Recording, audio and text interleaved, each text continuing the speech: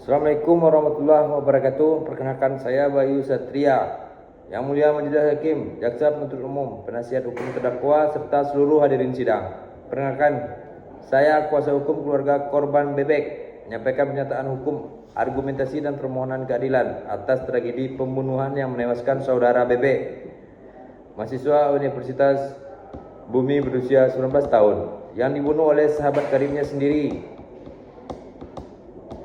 Ayam, pada tanggal 2 Februari 2024 di indekos korban. Hari ini kami hadir bukan sebagai pihak yang menuntut pidana, sebab itu adalah kewenangan jaksa penuntut umum, tapi sebagai pendamping keluarga korban untuk menegaskan fakta, menuntut rasa keadilan serta meyakinkan majelis bahwa perbuatan terdakwa adalah pembunuhan berencana pasal 340 KUHP atau setidaknya pembunuhan dengan sengaja pasal 338 KUHP. Uraian fakta terang, lengkap, dan meyakinkan. Kasus ini bukan kasus biasa, ini bukan kematian biasa. Korban ditemukan terbungkus plastik besar, dilapisi spray kasur, ditaburi pengawet dan pewangi. Yang jelas dilakukan oleh terdakwa untuk menghilangkan bau busuk dan memperlambat pembusukan. Korban sudah meninggal lebih dari seminggu saat ditemukan, sebab keluarga tidak dapat menghubunginya. Hubungan korban dan terdakwa, yang mulia, mereka adalah teman dekat, bersama di kampus, bersama di kos, dan bersama dalam aktivitas harian. Semua saksi mengatakan hal yang sama. Tidak ada konflik, tidak ada keributan, tidak ada tanda-tanda permusuhan. Justru inilah yang membuat perbuatan terdakwa lebih tragis karena ia mengkhianati kepercayaan korban. Motif terdiri dari iri dan kesulitan ekonomi. Hasil penyelidikan polisi menyatakan: 1. Terdakwa iri atas prestasi korban. 2. Terdakwa terlilit hutang kos dan pinjaman online. 3. Terdakwa terobsesi dengan adegan pembunuhan dalam serial narkos. Ini adalah motif yang kuat dan jelas. Terdakwa sudah memiliki pisau sebelum datang ke kos. Ini fakta penting, yang mulia. Pisau lipat sudah disimpan di jok motor. Terdakwa mengambil pisau itu sebelum naik ke kamar korban. Ia memasukkan pisau itu ke saku celananya. Tindakan ini menunjukkan persiapan. Cara terdakwa menyerang korban. Polisi menyatakan terdakwa berpura-pura hendak pulang. Saat korban lengah, terdakwa mengeluarkan pisau dan menusuk korban. Korban melakukan perlawanan, bahkan menggigit tangan terdakwa.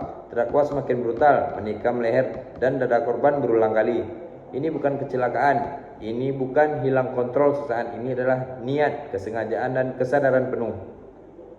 Tindakan pasca pembunuhan, upaya menghilangkan jejak. Setelah korban meninggal, terdakwa mencuri laptop, HP, dompet korban, menyembunyikan mayat dengan plastik dan spray, menaburi pengawet dan pewangi, menghilangkan jejak darah. Ini adalah tindakan penutupan jejak yang jelas, hanya dilakukan oleh pelaku yang sadar atas apa yang ia lakukan. Ini adalah pembunuhan berencana pasal 340 KUHP. Yang mulia, pasal 340 KUHP berbunyi: barang siapa dengan sengaja dan dengan berencana lebih dahulu merampas nyawa orang lain dipidana dengan pidana mati atau seumur hidup atau selama-lamanya 20 tahun. Elemen yang harus dipenuhi: 1. Niat. 2. Ada rencana terlebih dahulu. 3. Ada jeda waktu untuk berpikir. Mari kita bandingkan dengan fakta. 1.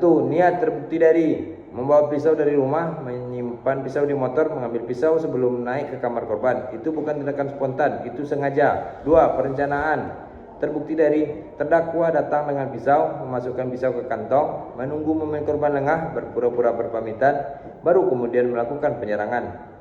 Ada proses berpikir, ada waktu untuk membatalkan, namun terdakwa tetap melanjutkan. Jeda waktu terbukti dari mengambil pisau, lalu menyimpan di saku, lalu naik ke kamar, kemudian berbicara dahulu, pura-pura pulang, lalu menusuk. Serangkaian tindakan ini menunjukkan perenungan, bukan ledakan emosi. Karena itu unsur pasal 340 KUHP terpenuhi. Jika tidak dikenakan pasal 340, minimal pasal 338 KUHP. Namun seandainya pun majelis hakim berpendapat lain, maka minimal terdakwa harus dikenakan pasal 338 KUHP, pembunuhan sengaja, karena menusuk berulang kali, menusuk dada, leher, menyembunyikan mayat. Semuanya menunjukkan offset kesengajaan tingkat tinggi, kerugian dan dampak terhadap keluarga. Yang mulia, ibu korban tidak tidur berhari-hari mengetahui kondisi mayat anaknya. Ditemukan diplastikan. Ayah korban mengalami depresi, tidak bisa bekerja dengan baik, sering menyalahkan diri sendiri. Adik-adik korban kehilangan sosok panutan. Keluarga korban mengalami trauma berat, depresi, penderitaan sepanjang hidup, luka batin yang tidak dapat dipulihkan. Korban adalah mahasiswa cerdas, berprestasi, penuh masa depan, namun masa depannya dirampas secara brutal.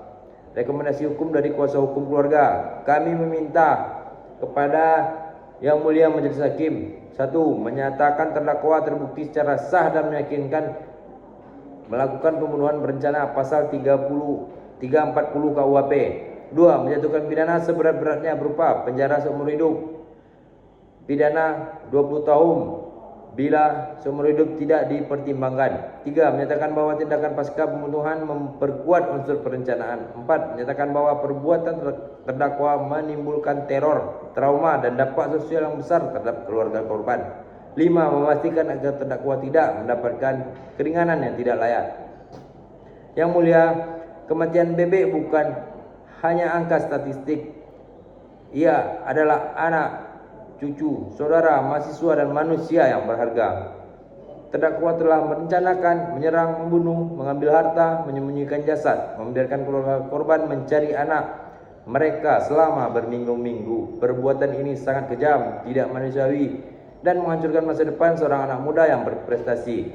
Hari ini Yang Mulia, kami tidak meminta balas dendam, kami hanya meminta keadilan. Keadilan untuk korban, keadilan untuk keluarga, keadilan untuk masyarakat, bahwa pembunuhan keji seperti ini tidak boleh dianggap ringan. Demikian pernyataan kami. Terima kasih Yang Mulia.